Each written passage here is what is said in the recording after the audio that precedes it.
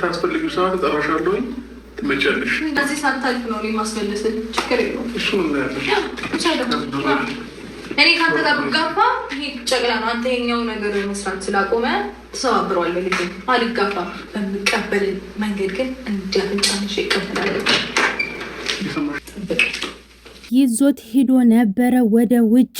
እኔ በምፈልግበት ሰዓት ላይ ስደውልልሽ ትመጫለሽ ልጄ ሲፈልግሽ፣ ከዛ ውጭ ግን ልጄ ከኔ ጋ ነው የሚያድገው ብሎ አብርሽ እንግዲህ ትናንትና ልጁን ወስዶት ነበረ። ፖሊስ አስመለሰው ወይንስ ይዞት ሄደ?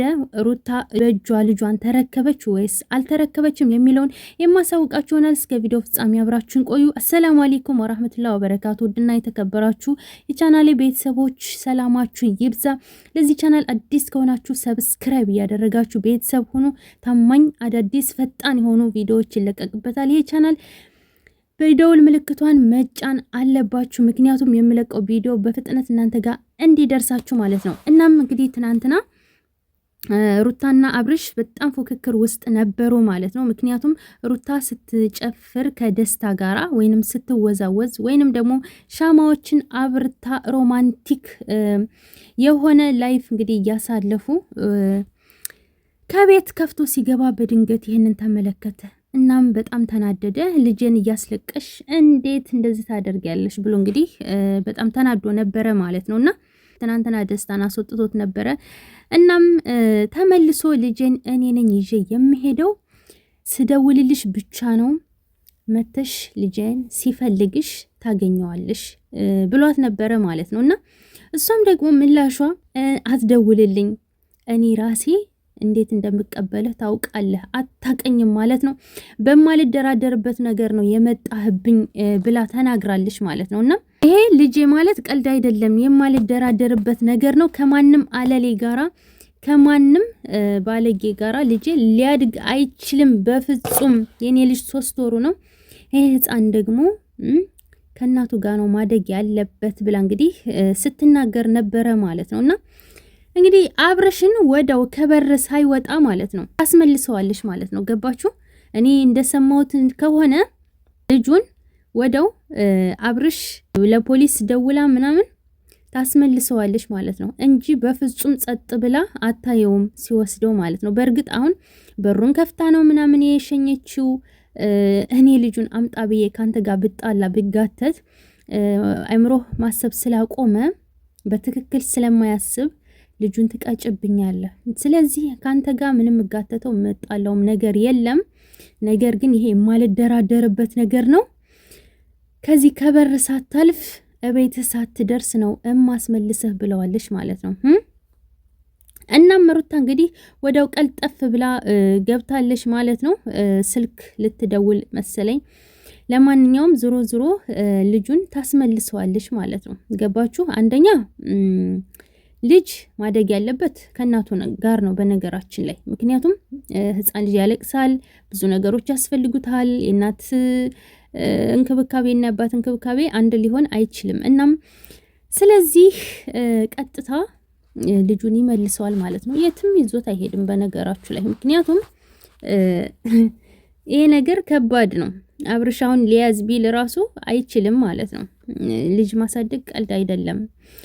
እናም እንግዲህ ክርክራቸው ቀጥሏል። ተለያየን አሉ።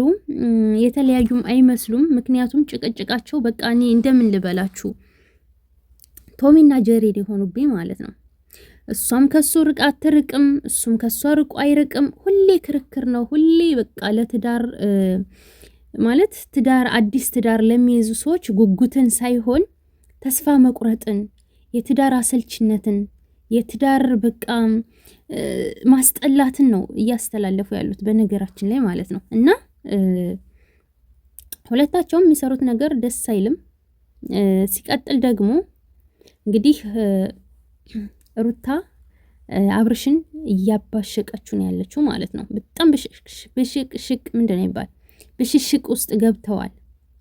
እና የመጨረሻው ነገር በጣም እንግዲህ እያሳሰበን ነው። ለማንኛውም ዞሮ ዞሮ ልዑል ወደ እናቱ ይመልሰዋል አብርሽ ማለት ነው። ከበርም አይወጣም ሲጀመር፣ ምክንያቱም በህግ ትቀበለዋለች ማለት ነው። ሲቀጥል ደግሞ ሁለተኛ ሪከርድ በራሱ ላይ አደረገ። ይሄ የወንጀል ሪከርድ ነው። ስለዚህ ድጋሚ እስር ቤት መግባት ፈልጓል መሰለኝ እያለች ነበረ። ትናንትና በጣም ነው ብዙ ነገሮችን ስትለው ነበረ ማለት ነው። ምክንያቱም እንግዲህ በልዑል ድርድር አታውቅም፣ ቀልድ የለም። ጸጥ ብላ በሩን ከፍታ ስትሸኘው ብዙ ሰዎች ለወንድ ብላ ሰጠች አሳልፋ ልጇን ይዞ ሲሄድ ጸጥ አለች። ስለዚህ ለወንድ ብላ በወንድ ቀየረችው ልጇን ስትሉ ነበር። ነገር ግን ጸጥ አትልም። ልጁን ይመልሰዋል ምንም ሳይቆይ ሳይውል ሳያድር፣ ኧረ ሰዓትም ሆነ እንትን ሳይቆይ ማለት ነው፣ ደቂቃም አትሰጠውም ማለት ነውና ወዲያው ነው የምታስመልሰው። ቀልድ የለም። ገብቷችኋል? ምንም ቢሆን የእናት አንጀት አይችልም። የእናት አንጀት እንስፍስፍ ነው።